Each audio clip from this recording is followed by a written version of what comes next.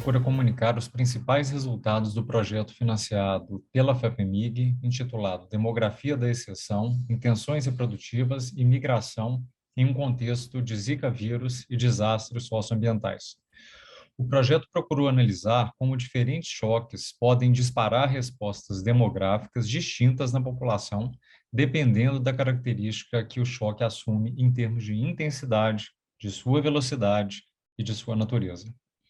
O Brasil, principalmente no último quinquênio, enfrentou diversas crises.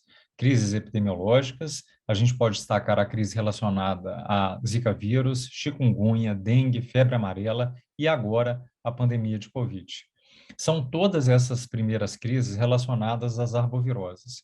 Uma crise econômica que vem se arrastando desde 2008, com algumas interrupções, teve uma certa recuperação em um período específico, e agora a gente foi assolado novamente por uma recorrência dessa crise agravada pela pandemia de Covid, que afetou de forma assimétrica o mercado de trabalho em termos de gênero e de idade, e também por crises tecnológicas relacionadas ao rompimento de barragens que acometeram alguns locais, que foram, por exemplo, na região de Mariana, com o rompimento da barragem de Fundão, e mais recentemente em Brumadinho, na área do Córrego do Feijão.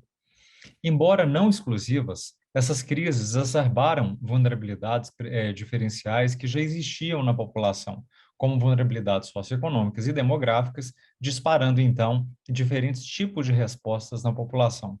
Em termos demográficos, as principais consequências foram a postergação da fecundidade, em função da crise do Zika vírus, a redução do fluxo de remessas internacionais por migrantes e a diversificação dos destinos migratórios em função da crise econômica, além da mudança na percepção dos riscos derivados da flexibilização das regulamentações ambientais em função dos desastres da Samarco e da Vale.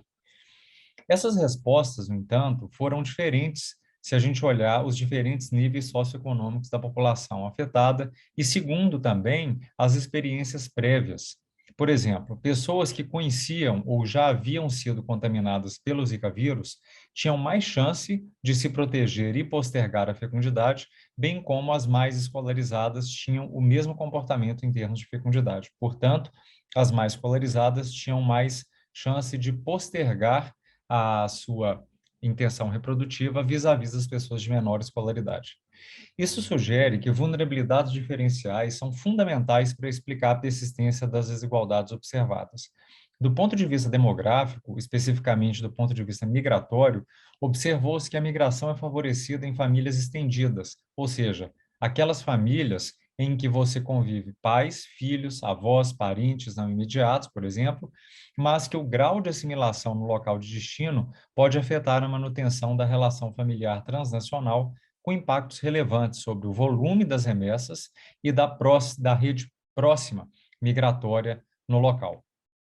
Por fim, observou-se que a carência de infraestrutura em regiões mais vulneráveis socioeconomicamente funciona como um fator de resiliência na representação social feita de recursos hídricos contaminados por desastres tecnológicos, uma vez que, na maior parte do tempo, o acesso ao rio é a única fonte de lazer ou de sobrevivência dessas populações afetadas. Mais resultados e conclusões poderão ser obtidos mediante leitura dos artigos publicados, indicados no nosso caderno de produtos, disponibilizado juntamente com o relatório técnico deste projeto. Fique atento também a futuros artigos ainda a serem publicados a partir dos resultados gerados por essa pesquisa. Muito obrigado.